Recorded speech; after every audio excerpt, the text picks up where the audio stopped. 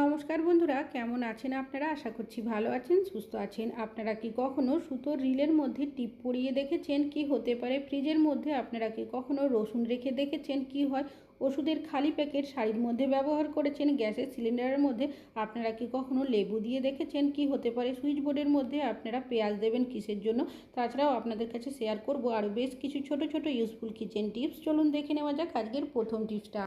আমি এখানে নিয়েছি ঝিঙে। ঝিঙে আমাদের কম বেশি অনেকেরই বাড়িতে নিয়ে আসা হয়ে থাকে। ঝিঙের বিভিন্ন ধরনের রেসিপি আমরা বানিয়ে থাকি, তবে যখন আমরা কোনো কিছু রান্নায় ঝিঙে ব্যবহার করি অনেক সময় হালকা একটু তেতো ভাব লাগে। তবে যখনই আপনারা ঝিঙের কোনো রেসিপি বানাবেন এইভাবে করে ঝিঙের সামনের পিছনের বোটার অংশগুলো একটু কেটে বাদ দিয়ে দেবেন। একটা পাত্রে নর্মাল জল নেবেন, দিয়ে দেবেন সামান্য হলুদ গুঁড়ো আর দিয়ে দেবেন সামান্য লবণ। খুব ভালো করে জলের সাথে মিশিয়ে দেবেন। এবার যে ঝিঙেগুলো আপনারা কেটে রেখেছেন সেগুলো এই জলের মধ্যে দিয়ে রেখে দেবেন আপনারা 5 মিনিটের জন্য। এতে করে কি হবে, ঝিঙের মধ্যে যদি হালকা একটু তেতো ভাব থাকে সেটা কিন্তু জলের মধ্যে বেরিয়ে আসবে।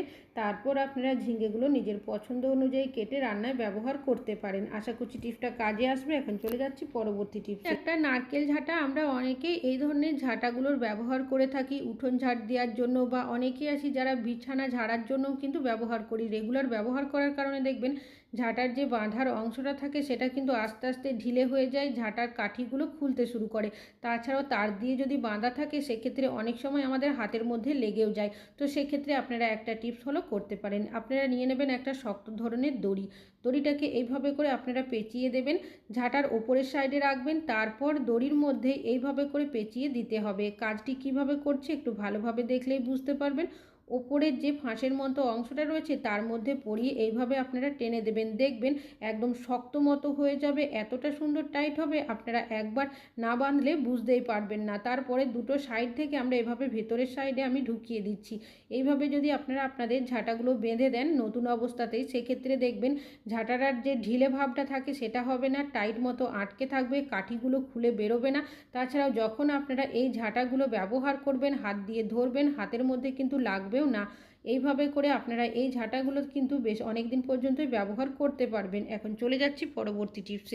আপনারা কি কখনো সুতোর রিলের মধ্যে টিপ পরিয়ে দেখেছেন? কি হতে পারে? আমরা বাড়িতে সেলাই করার জন্য যেমন সূচ রাখি তেমন সুতো রেখে থাকি, তবে সুতোর রিলের থেকে সুতোগুলো অনেক সময় খুলে যায়, আর একটা রিলের সাথে সুতোগুলো আরেকটা রিলের এমনভাবে পেঁচিয়ে যায় সহজে খোলা তো যায়ই না, বেশ কিছুটা সুতো আমাদের ছিঁড়ে বাদ দিয়ে দিতে হয়, তখন কিন্তু সুতোটা নষ্ট হয়ে যায়। তবে এই ধরনের সমস্যা যাতে আপনাদের সাথে না হয় সেক্ষেত্রে আপনারা একটা টিপস ফলো করতে পারেন। আমি প্রথমে সুতোটা রিলের মধ্যে ভালো করে পেঁচিয়ে নিয়েছি। কি করবেন, নিয়ে নেবেন আপনারা টিপের পাতা। আমাদের অনেকেরই বাড়িতে এমন টিপ থাকে যে আঠাগুলো অনেকটাই নষ্ট হয়ে যায়।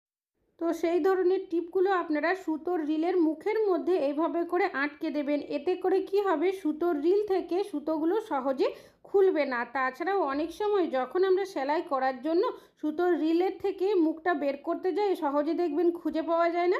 টিপটা আটকে রাখলে সহজে সুতোগুলো যেমন খুলবে না, যখন পরবর্তী সময় সুতোর মুখটা খুঁজে বের করবেন সহজে খুঁজেও পেয়ে যাবেন। আশা করছি টিপসটা কাজে আসবে। ভালো লাগলে অবশ্যই একটা লাইক করবেন। যারাই শাড়ি কম বেশি পরে থাকি, তবে শাড়ির কুচিতে হোক কি শাড়ির পিনাপে সেফটি পিনের ব্যবহার কম বেশি অনেকেই করি। তবে কোনোভাবে যদি একটু টানা যায় সেক্ষেত্রে সেফটি পিনের নিচের সাইড থেকে এমনভাবে ঢুকে যায় সহজে খুলতে তো পারি না, অনেক সময় টানাটানি করতে গেলে ছিঁড়েও যায়। সেক্ষেত্রে আপনারা কি করবেন, নিয়ে নেবেন ওষুধের যে খালি প্যাকেট থাকে সেটা, ফয়েল পেপারের মতো যে অংশটা থাকে সেটাকে এখান থেকে ছিঁড়ে নিয়েছি। এটাকে আরও ছোট্ট করে একটু কেটে নেব। এবার সেফটি পিনের মধ্যে আপনারা প্রথমে এটাকে এভাবে করে ঢুকিয়ে দেবেন। তারপর আপনারা যদি শাড়ির কুচিতে বা শাড়ির পিনাপে সেফটি পিনটা ব্যবহার করেন দেখবেন নিচের সাইড থেকে কিন্তু কোনোভাবে ঢুকে যাবে না, যার কারণে শাড়িটা ছিঁড়বেও না। তাছাড়াও আমরা সেফটি পিন যখনই কুচিতে বা শাড়ির পিনাপে আটকাই দেখবেন ভেতরের সাইডে আটকে দিই, যার কারণে ওষুধের খালি প্যাকেটের অংশটা কিন্তু বাইরে থেকে দেখাও যাবে না। আশা করছি টিপসটা কাজে আসবে। ভালো লাগলে লাইক করবেন। এখন চলে যাচ্ছি পরবর্তী টিপসে। আপনারা কি কখনো রসুন ফ্রিজের মধ্যে রেখে দেখেছেন? কি হতে পারে, আমরা রসুন প্রত্যেকেই রান্নাবান্নাতে কম বেশি ব্যবহার করে থাকি, তবে যখন আমরা রসুনের খোসা ছাড়াতে যাই অনেক সময় নখের মধ্যে ব্যথা হয়ে যায়। তাছাড়াও যদি একটু বেশি পরিমাণে রসুনের খোসা ছাড়াতে হয় সেক্ষেত্রে অনেকক্ষণ সময়ও যেমন লাগে, নখে ব্যথা করতেও শুরু করে। তবে আপনারা কি করবেন, প্রথমে রসুনের কোয়াগুলো এভাবে ছাড়িয়ে নেবেন, ডিপ ফ্রিজের মধ্যে রেখে দেবেন 5 মিনিটের জন্য। তো 5 মিনিট পর আমি ডিপ ফ্রিজ থেকে রসুনের কোয়াগুলো বের করে নিয়েছি। এখন কিন্তু রসুনের খোসাগুলো অনেকটাই শক্ত হয়ে এসেছে। গেছে। এবার নিয়ে নেবেন এই ধরনের একটা কোনো কৌটো বা জার, তার মধ্যে রসুনের কোয়াগুলো দিয়ে দেবেন, দিয়ে দিচ্ছি কিছুটা পরিমাণের নর্মাল জল, ঢাকনাটাকে লাগিয়ে দেবো। এবার এই যে কৌটোটা রয়েছে আমরা যদি হাতের সাহায্যে এইভাবে করে 1 মিনিট মতো ঝাঁকিয়ে নিই, তাহলে দেখবেন যেহেতু রসুনের খোসাগুলো অনেকটাই শক্ত হয়ে গেছিলো ডিপ ফ্রিজে রাখার কারণে, এটা কিন্তু সহজেই ছেড়ে আসবে। আর যদি 1-2টো রসুনের মধ্যে খোসা লেগে থাকে, হাত দিয়ে টেনে নিলেই দেখবেন সহজেই উঠে যাবে। কখনো প্রেসার কুকারের মধ্যে তেল দিয়ে দেখেছেন? কি হতে পারে, প্রেসার কুকারে রান্নাবান্না কম বেশি আমরা অনেকে করে থাকি যাতে করে রান্নাটা তাড়াতাড়ি হয়, গ্যাসের খরচ কম হয়। তবে অনেক সময় দেখা যায় প্রেসার কুকারের ঢাকনার সাইড বেয়ে কিছুটা হলেও হাওয়া বেরিয়ে যায়, যার কারণে সিটি ঠিকভাবে পড়ে না। তখন দেখা যায় রান্নাটাও কিন্তু ঠিকঠাক হয় না। তো সেক্ষেত্রে আপনারা একটা টিপস ফলো করতে পারেন। প্রেসার কুকারের ঢাকনাটাকে প্রথমে খুলে নেবেন, সিটির যে জায়গাটা রয়েছে সেটাকে আমি খুলে নিচ্ছি। এখানে নিয়েছি সর্ষের তেল, আপনারা সাদা তেলেরও ব্যবহার করতে পারেন। সামান্য তেল দিয়ে দিয়েছি, আর যে রাবারটা লাগানো থাকে তার ভেতরের সাইডে এইভাবে কিছুটা তেল দিয়ে দেবেন। এবার ঢাকনাটাকে আমি প্রেসার কুকারের মধ্যে লাগিয়ে দিয়েছি, আর দেখতেই পাচ্ছেন আগে কিন্তু সিটিটা কোনোভাবেই পড়ছিল না, এখন কিন্তু সিটিটা সুন্দরভাবে পড়তে শুরু করেছে। আশা করছি টিপসটা কাজে আসবে। ভালো লাগলে অবশ্যই একটা লাইক করবে। আপনারা কি কখনো গ্যাস সিলিন্ডারের মধ্যে লেবু দিয়ে দেখেছেন? কি হতে পারে, রান্নাবান্না করার জন্য গ্যাসের সিলিন্ডারের ব্যবহার আমরা প্রত্যেকেই কম বেশি করে থাকি। গ্যাসের সিলিন্ডারটা খালি হোক কি ভর্তি, যে জায়গার মধ্যে আমরা বেশ কিছুদিন রেখে দিই, দেখা যায় জং বা মরচের দাগ পড়ে যায়, যেটা কিনা সহজে আমরা পরিষ্কার করতে পারি না। অনেকে হারপিক দিয়ে পরিষ্কার করলেও দেখা যায় মেঝেটা কিন্তু নষ্ট হয়ে যায় অনেক সময়। তো আপনারা কি করবেন, নিয়ে নেবেন 1 টুকরো লেবুর খোসা, এর মধ্যে দিয়ে দিচ্ছি কিছুটা পরিমাণের টুথপেস্ট, যে কোনো ধরনের টুথপেস্ট এখানে নিতে পারেন, আর দিয়ে দিচ্ছি কিছুটা পরিমাণের বেকিং সোডা, এটা কিন্তু বেকিং পাউডার নয়। এবার টুথপেস্ট আর বেকিং সোডাটা লেবুর খোসার সাহায্যে এইভাবে করে মিশিয়ে নেব। এবার এই যে একটা মিশ্রণ তৈরি হলো, কোথায় ব্যবহার করবেন, যেখানে আপনাদের জং বা মরচের দাগ পড়বে তার মধ্যে এইভাবে করে মিশ্রণটাকে কিছুক্ষণের জন্য আপনারা লাগিয়ে রেখে দিতে পারেন। তবে আমি সাথে সাথেই কিন্তু এইভাবে হালকাভাবে ঘষে নিচ্ছি। এইভাবে ঘষলেই দেখবেন যে জং বা মরচের দাগটা পড়ে সেটা কিন্তু আস্তে আস্তে উঠে যেতে শুরু করবে। তারপর একটা কাপড় ভিজিয়ে জল দিয়ে সেটাকে যদি এইভাবে মুছে নেওয়া হয়, সম্পূর্ণ দেখবেন পরিষ্কার হয়ে যাবে। আশা করছি টিপসটা কাজে আসবে। এখন চলে যাচ্ছি পরবর্তী টিপসে। আমরা পা মোছার জন্য অনেকে এই ধরনের কোনো না কোনো পাপোশের ব্যবহার করে থাকি, তবে অনেক সময় পাপোশের মধ্যে পা দেওয়ার সাথে সাথে দেখবেন পাপোশটা এইভাবে স্লিপ করে, বাচ্চারা তো অনেক সময় পড়েও যায়। তো সেক্ষেত্রে একটা কাজ করতে পারেন, নিয়ে নেবেন ডবল সাইজের টেপের টুকরো, এইভাবে তলার সাইডে লাগিয়ে কাগজের মতো অংশটা তুলে দিয়েছি। এবার আপনারা আরও একটা যে টেপ রয়েছে সেটা যে কোনো কোণার মধ্যে আটকে দিতে পারেন। আমি এইভাবে করে নিচের সাইডের কোণার মধ্যে আটকে দিলাম, তারপর এইভাবে চেপে দেবেন।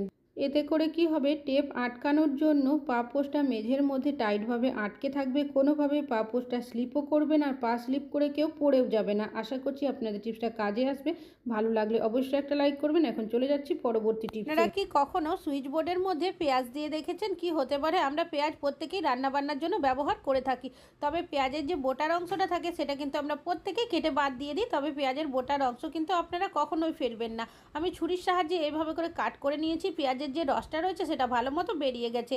আমাদের যে কিচেনের সুইচ বোর্ডটা থাকে দেখবেন অনেক সময় নোংরা হয়ে যায়, তেল চিটে হয়ে যায়, তাছাড়াও রান্নাবান্না করতে করতেও অনেক সময় সুইচ বোর্ডের মধ্যে আমরা হাত দিয়ে দিই। আর এই সুইচ বোর্ড কিন্তু আমরা কোনোভাবেই জল দিয়ে পরিষ্কার করতে পারি না, কেন কি শর্ট সার্কেল হয়ে যাওয়ার সম্ভাবনা থাকে। তো আমরা যদি এইভাবে করে পেঁয়াজের বোটার অংশটা দিয়ে ঘষে দিই, তাহলে দেখবেন সহজেই কিন্তু পরিষ্কার হয়ে যাবে। মশলার দাগ, তেলের দাগ, যে কোনো নোংরার দাগ, পেঁয়াজের যে রসটা থাকে সেটা এতটাই স্ট্রং, আমাদের কিন্তু আর অন্যান্য কোনো কিছু ব্যবহার করতেই হবে না। 1 টুকরো তুলো নিয়েছি, তুলো দিয়ে আবারও এভাবে ঘষে নিচ্ছি। আপনারা চাইলে সুতির কাপড়ের টুকরোও ব্যবহার করতে পারেন। আশা করছি টিপসটা কাজে আসবে। পরবর্তী টিপসটা হলো সুইচ বোর্ড নিয়ে। আমরা যখন টিভি দেখি অনেক সময় দেখবেন তাড়াহুড়োতে কী করি, টিভির রিমোটটা আমরা বন্ধ করে দিই, কিন্তু যে সুইচ বোর্ডের সুইচটা থাকে সেটা কিন্তু অফ করতেই ভুলে যায়। আর অনেকক্ষণ ধরে সুইচটা যদি অন থাকে সেক্ষেত্রে ইলেকট্রিক বিলও কিন্তু অনেকটাই বেশি আসে। তো আপনারা যখনই টিভির রিমোটে বন্ধ করবেন তারপরেই কিন্তু সুইচটা অফ করে দেবেন, সেক্ষেত্রে ইলেকট্রিক বিল কিন্তু কিছুটা হলেও কম আসবে। তাছাড়াও যখন আমরা ফোন চার্জ দিই অনেক সময় ফোন চার্জ হয়ে যায়, চার্জার থেকে আমরা ফোনটা খুলে নিই, কিন্তু দেখবেন ভুলবশত কী করি, আমরা ভুলেই যাই যে সুইচটা অফ করতে হবে। সেক্ষেত্রে এইভাবে অন রেখে দিলেও ইলেকট্রিক বিল কিন্তু বেশি আসে। অবশ্যই অবশ্যই কিন্তু বিনা কারণে সুইচ অন রাখবেন না, মনে করে আপনারা অফ করবেন। সেক্ষেত্রেও দেখবেন ইলেকট্রিক বিল কিন্তু অনেকটাই কম আসবে। তাছাড়াও আমাদের অনেকেরই বাড়িতে ছোট বাচ্চারা রয়েছে, তারা দুষ্টুমি করে অন্যান্য রুমের মধ্যে দেখা যায় দিনের বেলা লাইট জ্বালিয়ে রেখে দেয় বা পাখা চালিয়ে রেখে দেয় যখন প্রয়োজন হয় না। তো বিনা কারণে যদি লাইট পাখা চলতে থাকে সেক্ষেত্রেও ইলেকট্রিক বিল কিন্তু বেশি আসে। এই ধরনের ছোট ছোট জিনিসগুলো একটু খেয়াল করি আর সুইচটা টাইম মতো বন্ধ করে দিই, সেক্ষেত্রে ইলেকট্রিক বিল কিন্তু কিছুটা হলেও কম আসবে। আশা করছি টিপসটা কাজে আসবে। ভালো লাগলে লাইক করবেন। আজকে এখানেই শেষ করছি।